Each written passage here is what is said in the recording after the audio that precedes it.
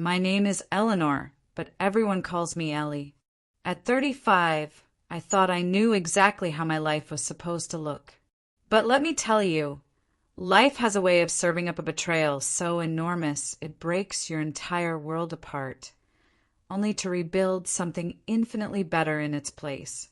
If you're watching this now, grab your coffee, get comfortable, and stick with me, because I promise you the truth about my inheritance, the crash, and the secret daughter I never knew I'd find again is something you won't believe.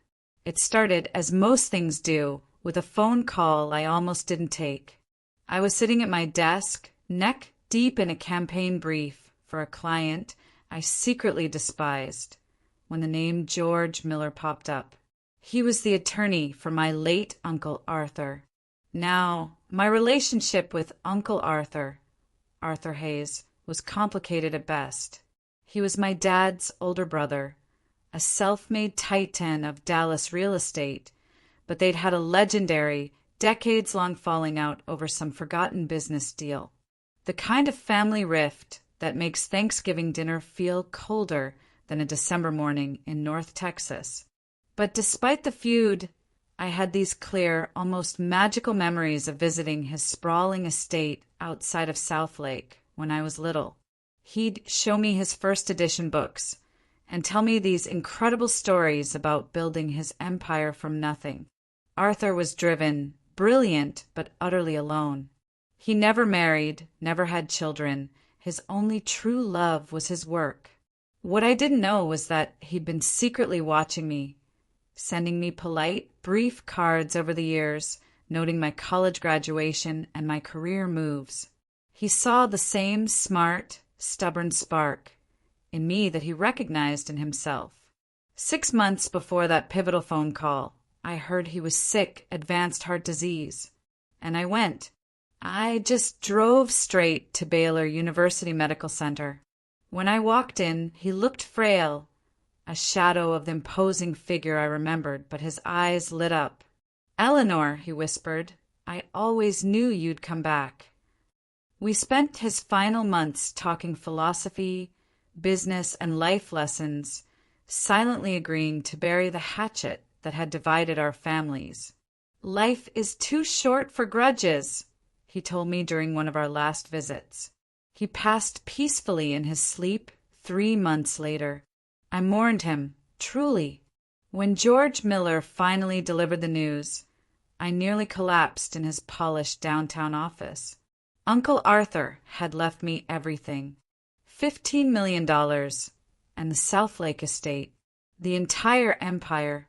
George explained that Arthur revised his will shortly after our reconciliation, impressed by the life I'd built on my own terms. There was a letter, too, in his spidery handwriting. "This money is a tool, not a solution. Use it well, be happy, and remember that true wealth isn't measured in dollars." I signed the paperwork in a daze. $15 million. It was an unfathomable amount, a golden key to unlock the future I had only dared to dream about with Ethan. I remember rushing out, stopping at a jeweler, and picking out a beautiful, expensive Rolex watch for Ethan, a symbol of our fresh start. I decided I wouldn't tell him over the phone. News this big deserved a celebration, face to face. I just called to say, "I'm coming home early with amazing news." His distracted, almost annoyed voice was the last normal thing I'd hear him say. To understand the weight of Ethan's distraction, you have to know our story. It began 7 years ago at a trendy art exhibition in the Deep Ellum district. Ethan was the featured artist, and I was there covering it for a local lifestyle magazine. He was magnetic, confident, passionate, with an intensity that pulled you in. "Art is about seeing the world differently," he'd said during our interview.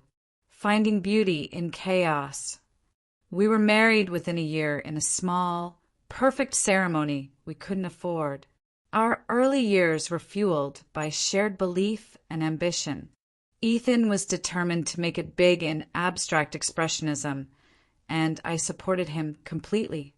I gave up the creative magazine work for a stable, higher-paying job at a massive advertising agency just so we could keep the lights on and buy his expensive pigments.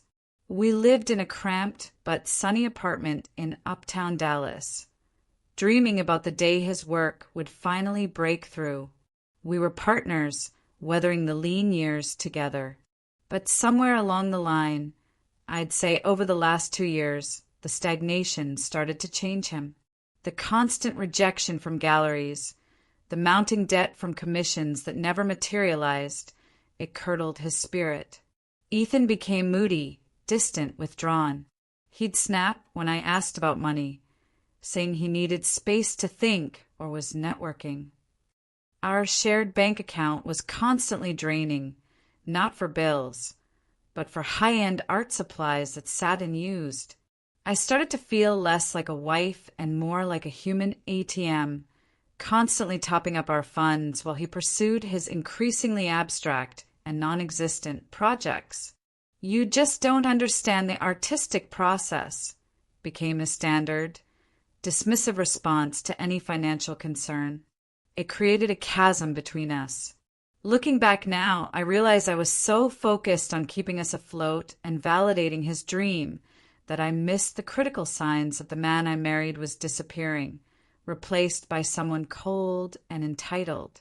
Our partnership had subtly shifted into a relationship of dependency, and the love I relied on was starting to look dangerously one-sided.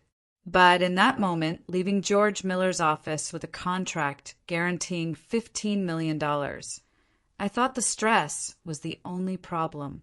I thought the money would fix everything, melt away his artistic frustrations, and bring back the passionate man I'd fallen for. I genuinely believed that this incredible news would save our marriage, completely unaware that his life and his loyalty had already been rerouted. I wish I could go back and warn that excited, naive version of myself. I was on Interstate 35 East South, just past Denton, heading back toward our uptown Dallas apartment. The sky had started to drizzle, turning the highway into a slick, mirror-like expanse under the late afternoon sun. I had the radio turned up, some upbeat 80s track, and I was mentally rehearsing the announcement. Should I surprise him with the watch first? Maybe hide the inheritance letter under his latest canvas? I imagined his face, the years of worry lifting, the sheer intoxicating freedom that $15 million would bring. The stress would be gone. The arguing would stop. We could finally, truly start our life together. I was so consumed by the sheer, magnificent possibility of our future that I nearly missed the danger unfolding 2 lanes over. A semi-truck, massive and unforgiving, suddenly hydroplaned, the tires shrieking on the wet pavement. Time seemed to slow to a crawl. I watched the trailer jackknife, the huge metal pendulum swinging inexorably toward my lane. I swerved the wheel hard, desperately trying to find space, but it was too late. The impact was deafening, a cataclysmic crunch of metal against metal. My car spun violently, the seatbelt locking painfully against my chest, and the airbag detonated in my face with the force of a punch. Through the smoke and chaos, I remember seeing the box containing Ethan's expensive watch fly open, the timepiece sliding across the shattered dashboard in slow motion. My last conscious thought, strangely, was about a cheesy billboard advertising life insurance with the tagline, "Protect what matters most." Then there was nothing but darkness. I woke up to the soul-crushing beep of hospital monitors and the sterile, antiseptic smell that instantly tells you you've lost control of your life. Every breath was a shard of agony. My entire body felt heavy, broken, and useless. "Easy there," a gentle voice cautioned. It was Lisa Chin, a kind-eyed RN. "You need to stay still." She explained I'd been in a serious accident on I-35E and had been unconscious for almost 2 days. 2 days. The realization hit me like a physical blow. My husband, I rasped, my voice barely there. Ethan, does he know I'm here? Lisa's professional composure faltered, just for a second. We contacted the emergency number, Ellie. Left several messages. He hasn't come yet. A cold dread, far worse than the pain of my broken ribs, settled in my stomach. Later, the grim reality was laid out by Dr. Foster. 3 broken ribs, a severe concussion, a compound fracture in my right leg requiring surgical pins, and weeks of hospitalization followed by months of physical therapy. You were extraordinarily lucky, he said. I didn't feel lucky. I felt abandoned. I tried calling Ethan repeatedly, but the phone went straight to voicemail. I sent texts that remained unanswered. The silence from the man who was supposed to be my partner was louder, more agonizing than the crash itself. The ensuing days were a blur of pain, medication, and deepening anxiety. Lisa Chin, bless her heart, became more than a nurse. She was a quiet, non-judgmental confidant, bringing me extra ginger ale and just sitting with me during the stretches when the loneliness was unbearable. Still no word, she'd ask on the 3rd day, helping me adjust my pillows. I could only shake my head, wincing at the movement. I tried to rationalize Ethan's absence. Maybe his phone died. Maybe he was out of town. But even with my mind clouded by painkillers, I knew the truth was darker. He would have checked on me. He would have known something was wrong when I didn't come home. On day 4, I finally got a text. It wasn't a call, it was a text. Heard about accident. Really busy with breakthrough project. Will visit when things calm down. That was it. No, are you okay? No, what happened? No offer of help. Just the mention of his breakthrough project. An excuse that had become the cornerstone of his recent emotional distance. That doesn't sound right, Lisa frowned when I showed her the message, her professional mask slipping momentarily. I tried calling my friend Julia, but she was strangely evasive, making excuses about a work trip and quickly changing the subject when I asked directly about Ethan. By the end of the first week, I was suspicious enough to take action. Using Lisa's borrowed tablet, I slowly navigated social media, and that's when I saw it. Ethan had checked in at the Deep Ellum Arts Collective, an exclusive, high-end art club notorious for catering to Dallas's wealthiest patrons. The caption read, "Celebrating new beginnings." With shaking hands, I called him again, not caring that I was using the hospital phone. He finally answered, his voice annoyed, with the unmistakable sound of loud, trendy music thumping in the background. "Ethan, I'm in the hospital. I've been here for a week. Where are you?" A long, frustrating pause. "Look, Ellie, I'm in the middle of something important. More important than your wife being in critical condition." The pause this time was different. It was cold, calculated. When he spoke, his voice was utterly devoid of the warmth I had married. "I don't have time or money for a loser, Ellie. Some of us are moving forward with our lives." The line went dead. I stared at the receiver, the dial tone screaming louder than any siren. Loser? I had just inherited $15 million. More importantly, I was his wife, broken and alone in a hospital bed. Lisa found me an hour later, sobbing uncontrollably, and called for a sedative immediately. As the medication finally offered a dull, foggy reprieve from the emotional and physical pain, one terrifying thought solidified. Something was fundamentally and monstrously wrong. The emotional pain that followed Ethan's chilling phone call dwarfed the aches of my broken bones. 7 years of my life, my savings, my emotional bandwidth, reduced to a single, cold dismissal.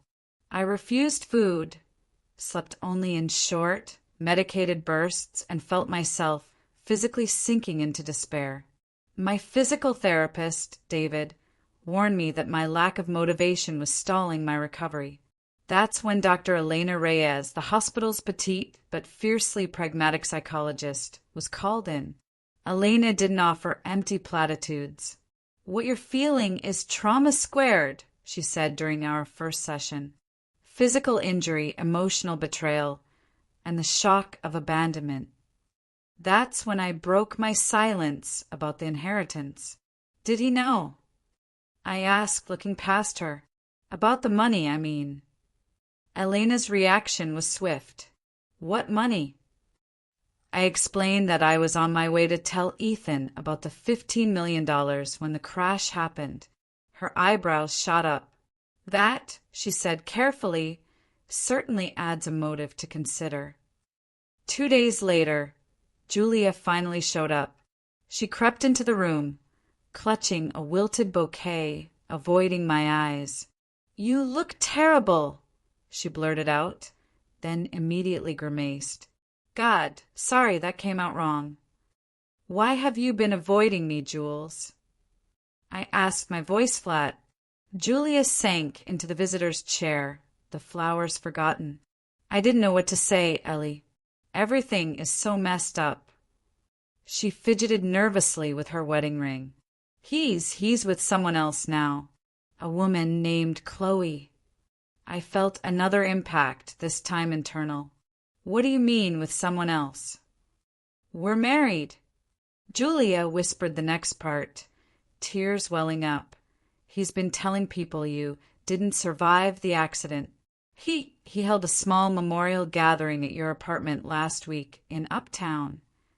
The room seemed to spin. "He told people I was dead while I was lying here." Julia nodded miserably. "He blocked all your accounts. He changed the locks on your apartment." "Show me," I demanded, the medications dulling my shock, but not my rage. "Show me this woman." Reluctantly, Julia pulled out her phone. There he was, Ethan, armed tightly around a slender, dark-haired woman. They were at an art opening, laughing, champagne glasses raised, looking like a perfectly established, affluent couple. The woman's face triggered a strange, unsettling familiarity. "Her name is Chloe Loron. She's an assistant at the Dallas Contemporary. They met about 3 months ago," Julia explained. 3 months. While I was visiting my dying uncle, Ethan was cultivating this relationship. "There's more," Julia added, her voice dropping. "People are saying they got married last weekend. A quick ceremony at the courthouse. The enormity of the betrayal, declared dead and replaced within days of my accident, was almost too massive to process. Lisa, who had been hovering, stepped in firmly when my heart monitor spiked. "That's enough for today, Julia." As Julia left, Lisa met my eyes. "Ellie, this isn't just betrayal. This is fraud. You need a lawyer." She was right.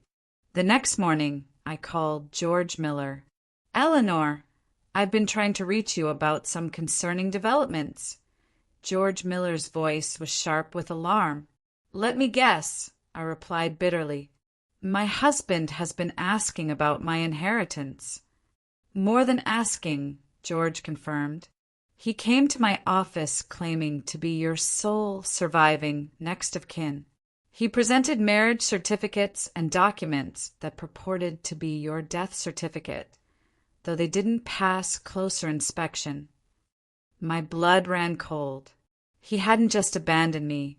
He was trying to steal from me. He's not working alone, Ellie. He brought a young woman with him who he introduced as your sister, claiming she should have partial inheritance rights. Sister. I didn't have a sister. Then the image of Chloe Loron flashed in my mind, the familiar, unsettling resemblance. "George," I said, a terrifying theory forming in my mind. "I need you to dig into that woman's background." And I need you to come to the hospital tomorrow. I think my husband is coming here, and I need to be ready. That night, I barely slept. Why would Ethan choose a woman who resembled me? Why the sudden, desperate marriage? I asked Lisa to discreetly set up a small, hidden camera in my room, ostensibly for security. Then I sent a burner text from Julia's number. I know about the inheritance. Eleanor is awake and remembers everything. You need to fix this before she talks. The response came back instantly. We'll handle it today. Delete this message. They were coming. I spent the morning preparing. Lisa helped me adjust my appearance. I needed to look fragile but alert. Dr. Eleanor Reyes coached me on maintaining emotional control. Remember, you hold the power here, she reminded me. He cannot take that from you unless you allow it. George arrived at noon, briefcase in hand, and stationed himself by the window, where he'd be slightly obscured from the doorway. The tiny camera was recording, aimed at the foot of my bed. Are you certain you want to do this, Eleanor? George asked, concerned. We can handle this legally. I need to see his face, I replied, the necessity overriding the fear. I need to understand why. Precisely at 2 p.m., there was a tentative knock. My heart monitor betrayed me, spiking wildly, but I forced a calm exterior. Ethan walked in first, wearing a crisp, expensive blazer I'd never seen, his hair newly styled. The transformation from struggling artist to affluent socialite was jarring. His expression, seeing me awake, was not relief, but a flicker of profound annoyance, quickly masked. Eleanor, he boomed theatrically. You're awake. We've been so worried. We. I asked quietly. He gestured toward the door. The slender figure of Chloe Lauron stepped fully into the room. You remember Chloe? Your cousin's daughter, he smoothly lied, his eyes daring me to challenge him. He moved confidently toward my bedside. The doctors mentioned your memory might be affected by the accident, Ethan continued, his voice dripping with false concern. So many things have happened while you've been unconscious. We just need to get things sorted out. Like you telling everyone I was dead? I asked, my voice steadier than I felt. His smile was weak. A terrible misunderstanding, darling. Grief. People misinterpret things. The new apartment, the gallery celebrations, the marriage license, it's all just gossip. What matters now is getting you well and sorting out the financial aspects of your situation. He pulled a folder from his blazer. The doctors feel you might not be able to handle your affairs for some time. I've brought some simple forms authorizing me to manage things while you recover. I almost had to admire his performance. He was laying out the con with perfect precision. You mean the $15 million I inherited? I asked, my voice cutting through his facade. His face flickered, genuine shock this time. You remember that? Yes, of course. Such a blessing, but a responsibility.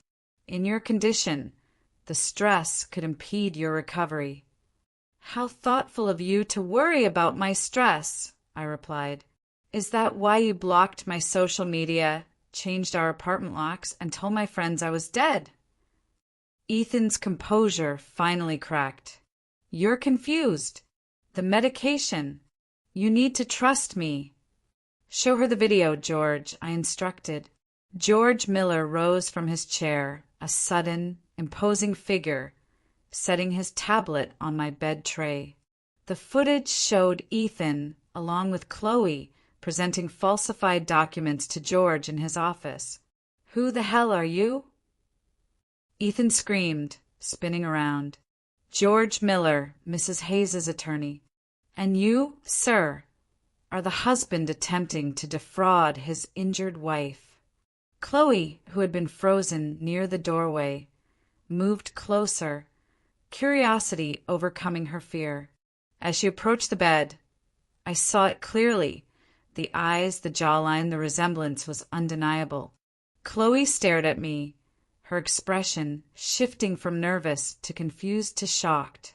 Her face drained of color as our eyes locked. "Oh my God!"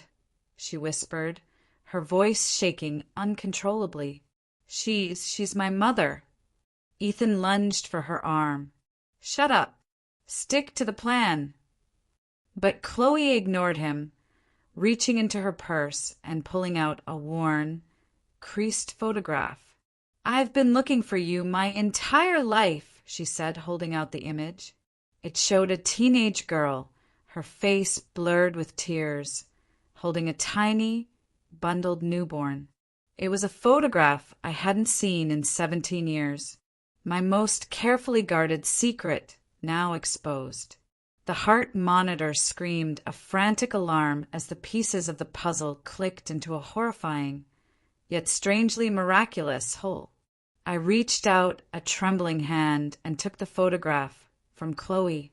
The girl in the image, young, scared, ready to shatter, was me at 18. "Where did you get this?"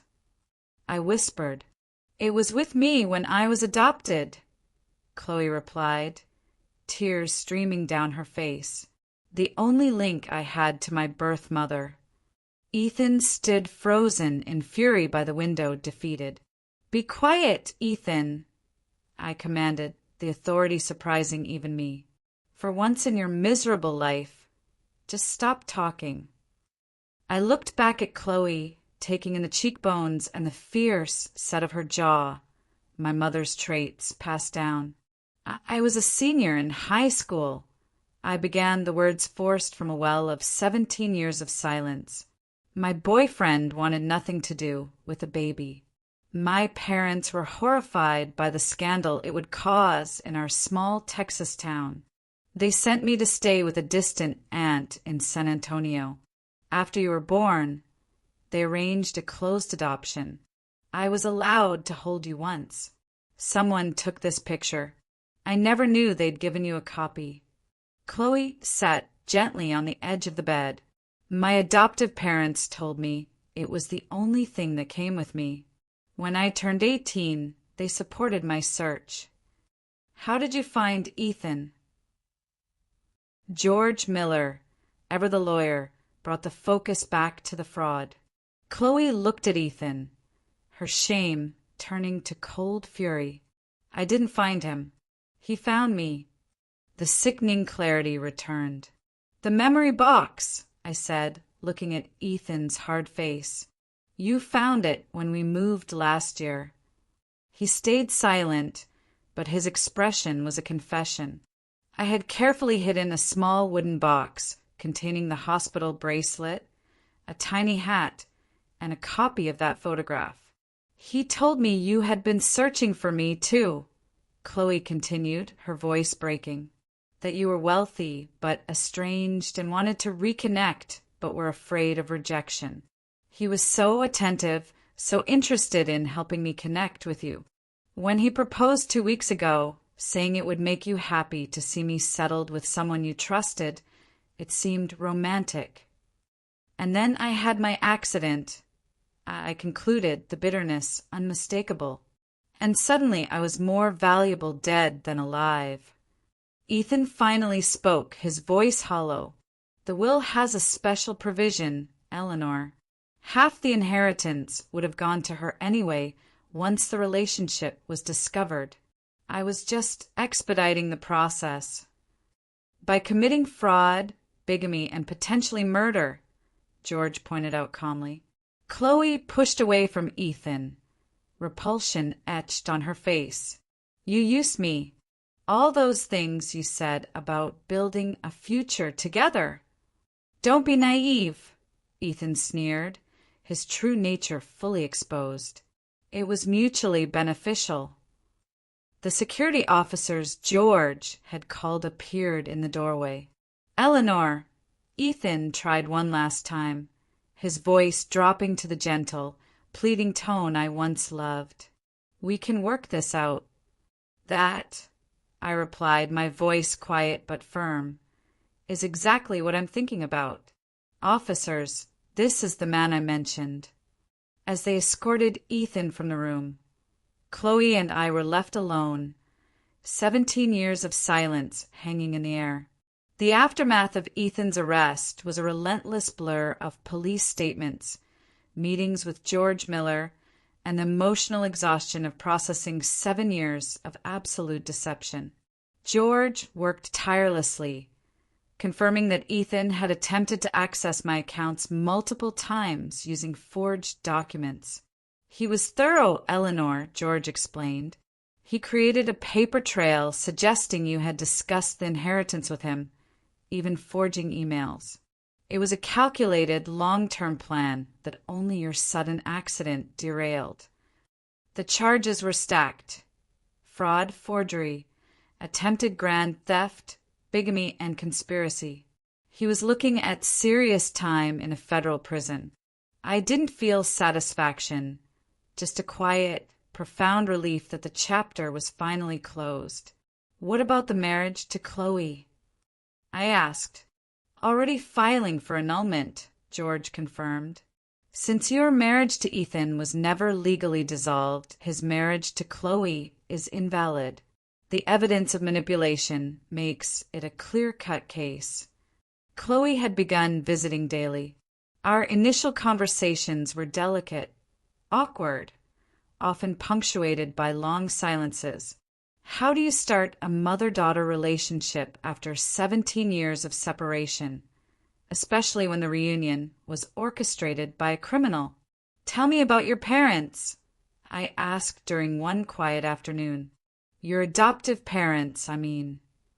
Chloe's face instantly softened. They're wonderful. My dad, Gary, is a high school science teacher. Mom, Susan, works at the public library. They always made sure I knew I was loved and wanted. They never spoke badly of you. They said you were very young and wanted me to have opportunities you couldn't provide. Tears welled up in my eyes. They sound like extraordinary people. I'm so glad. Then the inevitable question came. Why did you never try to find me? I took a deep, shuddering breath, releasing years of guilt. Partly shame, partly because I thought a clean break would be better for you, and partly because I was afraid. Afraid that seeing you happy with another family would break my heart all over again. Chloe reached out hesitantly and took my hand. I could never hate you. I have questions, yes, but I understand you were just a teenager faced with an impossible situation. Her forgiveness, so freely given, broke through my walls, and I wept for the first time without restraint, releasing the 17 years of regret. While my heart began the slow process of mending, George returned with news about the inheritance. Given the circumstances, Eleanor, we need to discuss how you want to handle the estate, particularly in light of Chloe's legal relationship to you. I had thought about nothing else. Uncle Arthur left everything to me because he didn't know about Chloe, I explained. Had he known he had a great niece, I believe he would have included her. We're splitting it, George. Equally. Chloe protested immediately. Eleanor, no. That money is yours. I never came looking for you because of money. I know that, I assured her, squeezing her hand. But you are family, my family, and I have 17 years of birthdays and Christmases to make up for. The legal arrangement was settled, cementing our new, fragile bond. 2 weeks after Ethan's arrest, a new, deeply disturbing detail emerged. Detective Mike Rourke, the officer handling the case, visited my hospital room. We found something concerning when executing the search warrant on your uptown Dallas apartment, he explained, placing a sealed evidence bag on my bed tray. Inside was a small, sealed bottle of pills with a pharmacy label in my name, but for medication I had never been prescribed. These are powerful sedatives, Ambien, often used to treat severe insomnia, Detective Rourke explained, his voice low. According to the prescription date, they were filled 3 days before your accident. Several of your neighbors reported hearing arguments in the weeks before your crash, and one mentioned you seemed unusually tired and disoriented during your last conversation with them. The implication was cold, horrifying, and clear. Ethan may have been slowly medicating me without my knowledge. Had he been planning to dispose of me even before learning about the inheritance? Had the crash simply provided a convenient opportunity to accelerate his plans? We may never know the full extent of what he intended, Detective Rourke admitted, but rest assured, we are building the strongest possible case. As my discharge date finally approached, practical concerns took precedence. I couldn't return to the apartment I had shared with Ethan, both for legal reasons and emotional sanity. I was still semi-mobile, confined to a wheelchair for distance and needing daily physical therapy. You could stay with me, Chloe offered immediately. My place is small, but it has an elevator and no stairs. I couldn't impose like that, I protested. It's not an imposition, she insisted, adding with a small, hopeful smile. Besides, we have a lot of catching up to do. But Lisa Chun, my guardian angel, had another suggestion. What about your uncle's property? The estate George mentioned. It's sitting empty. The idea took root, the country estate outside South Lake, the place of my only happy childhood memories with Arthur. It would need modifications, ramps, a first-floor bedroom, but it offered a complete fresh start, far away from the painful memories of Dallas. It's over an hour from the city, I mused. Chloe, that would be a long commute for you to the gallery. Chloe looked down, fidgeting with her purse strap. Actually, I quit the gallery job last week. Too many memories of how Ethan manipulated me there. I've been thinking about going back to school. I always wanted to study psychology, maybe focus on helping adoptees and birth parents navigate reunions. The synchronicity of the moment was not lost on me. The estate has plenty of room, I said, a wave of warmth washing over me. You could stay there while you figure things out. Of course. 6 weeks after the crash that broke everything, I was finally discharged. I hugged Lisa tightly, promising updates. You're one of the strongest people I've ever met, she told me. The drive to Uncle Arthur's estate, now my estate, was quiet. Chloe concentrated on navigating the winding country roads of North Texas, while I watched the city give way to rolling hills and open fields. A light snow had fallen the night before, dusting the landscape in pristine white, a fitting visual for our clean slate. The house itself was magnificent, a sprawling Victorian with a wraparound porch and huge windows, sitting regally on acres of land in South Lake. George had arranged for initial modifications, ramps alongside the front steps, a temporary master suite set up on the first floor, and grab bars everywhere. What do you think? I asked Chloe as we pulled into the circular driveway. It's beautiful, she replied, her eyes wide, like something from a storybook. Those first few weeks of cohabitation were an adjustment. We were mother and daughter biologically, but strangers in nearly every other way. We circled each other cautiously, learning each other's habits and preferences. I discovered Chloe was a morning person who sang in the shower and had an uncanny ability to bake perfect sourdough.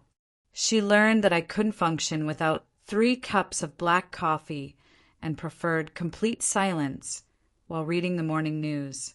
Small, mundane revelations that slowly built a bridge between us. My physical recovery continued with grueling home visits from a dedicated therapist, David. The pain was constant but evolving, sharp stabs giving way to dull aches as the compound fracture slowly knitted itself back together. I graduated from the wheelchair to a walker, then to crutches. Each transition a small, hard-won victory celebrated with artisan cupcakes that Chloe would bring home from the local bakery in the nearest small town. The emotional healing was, as expected, more complicated. Dr. Eleanor continued our therapy sessions via video calls, helping me process not only Ethan's betrayal but also the sudden, overwhelming reappearance of my daughter. Relationships built under extreme trauma can be intense but fragile, she cautioned. Give yourselves time to develop a sustainable connection, not just a dramatic reunion. Taking her advice, Chloe and I began establishing rituals that normalized our situation. Sunday movie nights on the giant screen in the library, Thursday cooking experiments that often ended in takeout and slow, daily walks around the property as my mobility improved. We talked about everything and nothing, filling in the 17-year gap in our shared history, often laughing until our sides ached at the absurdity of our reunion. Then, 3 months after moving in, Chloe hesitantly brought up the subject we had both been avoiding. "I'd like you to meet my parents," she said. "My adoptive parents, Gary and Susan O'Connell." My stomach tightened with anxiety. "Do they hate me?" "No," she said firmly. "They've always spoken of you with respect. They understood you were in an impossible situation." The meeting with Gary and Susan O'Connell was arranged for the following weekend. I spent days worrying about what to wear and how to perfectly articulate my gratitude for the incredible life they had given my daughter. When they arrived, they were exactly as Chloe had described, kind, unassuming people who greeted me with genuine warmth rather than judgment.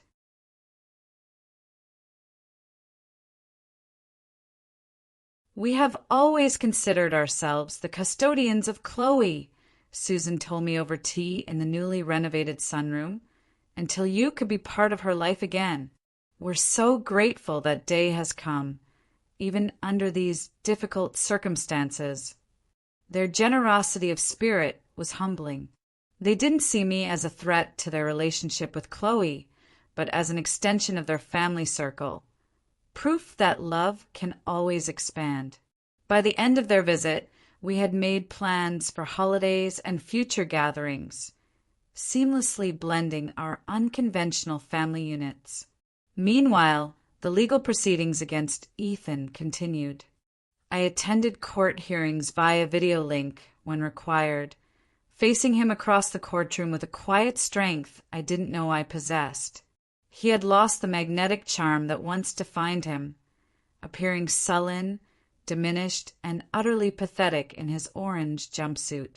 When he was finally sentenced to 10 years for fraud, bigamy, and related charges, I felt no satisfaction, only a quiet, profound relief that this awful chapter was truly closing. "Do you still love him?" Chloe asked me once, her voice thoughtful, after a particularly difficult hearing. "No," I answered truthfully. "I mourn the person I thought he was, the illusion. But that man never existed. He was a character Ethan created, like one of his abstract paintings." As the seasons changed, so did the estate. We planted a sprawling garden in the spring, transforming the neglected grounds into something vibrant and alive, a metaphor for my own life. Following George's financial advice, we established the Arthur Hayes Foundation, focusing on supporting young single mothers in Texas and promoting ethical adoption practices. The irony of using the inheritance this way, to heal the exact trauma that brought the money to me, was powerful and right. Chloe enrolled in the University of Texas at Dallas, UTD, that fall, commuting to classes while continuing to live at the estate. Her passion for psychology was evident. "You would have been a terrible artist's wife," she told me one evening as we watched the sunset from the porch. too practical, too grounded. And yet, I tried to be one for 7 years, I replied, forcing a rueful smile. Because you thought love meant supporting someone else's dreams at the expense of your own, she stated simply. Her insight struck me deeply. As my physical recovery plateaued, I began considering my own future. The advertising career I had pursued to fund Ethan's ambitions no longer appealed to me. With financial security assured, I had the freedom to reinvent myself. I started writing, initially just as therapy, but eventually with serious intent. My story, fictionalized but emotionally true, began to take shape as a novel, transforming pain into purpose. 1 year to the day after the catastrophic crash that changed everything, we held a small, intimate gathering at the estate. Lisa Chen, my anchor, George Miller, my steadfast lawyer, Dr. Eleanor Reyes, who mended my mind, Julia, who braved the truth, and Chloe's wonderful adoptive parents, Gary and Susan O'Connell. People who had supported us through the darkest times were now sharing in the light of our recovery. As I looked around at these faces, at the unlikely, complicated family we had created from the wreckage of betrayal, I was struck by the strange alchemy of life, its ability to transmute lead into gold, given enough time and pressure. I raised my glass, my legs still occasionally aching, but my spirit soaring. I want to propose a toast, I said, to unexpected journeys and to the people who help us navigate them, to second chances. Later, as Chloe and I sat alone on the massive front steps, the North Texas stars blazing above us, she asked the question that had been on both our minds. Do you ever regret it? Not the adoption, but everything that happened after the accident. Discovering Ethan's betrayal, all the pain, the weeks you spent broken in that hospital bed. I considered carefully, listening to the soft sounds of the summer night. Regret implies I would choose a different path if given the chance, and I wouldn't. Not if it meant not finding you again. I turned to face her, the depth of my feeling overwhelming me. Money can be a brutal tool, Chloe. It revealed Ethan's true, terrifying character, stripping away his charming pretense and exposing the darkness beneath. His betrayal taught me that painful lesson, but it also brought me back to life. My daughter, I said, squeezing her hand, gave me a second chance at a relationship I thought was lost forever. I realized then that sometimes the worst moments of our lives create the only possible opening for the best to enter. The crash that broke my body led to the healing of my heart. The husband who betrayed me inadvertently reunited me with the daughter I had grieved for 17 years. The inheritance that made me a target also gave me the undeniable freedom to rebuild my life entirely on my own terms. As the stars spun silently above the old Victorian estate, I realized that true wealth had nothing to do with the millions in my bank account and everything to do with the authentic, complicated connections I had formed in the aftermath of disaster. I had lost a husband, but gained a daughter, lost illusions, but gained clarity. I had lost my old life, but gained one infinitely more real and satisfying. What are you thinking about, Mom? Chloe asked, noticing my long silence. I smiled, looking up at the sky. I'm thinking that sometimes, I said, my voice full of gratitude, you have to survive a crash to find your way home. And that's my story. Have you ever experienced a betrayal that ultimately led to something positive in your life? I would truly love to hear your stories of resilience and unexpected second chances in the comments below. And if this journey resonated with you, please hit that like button and subscribe to hear more of my journey and insights. Thank you for listening. And remember that sometimes our greatest strength emerges from our most vulnerable moments.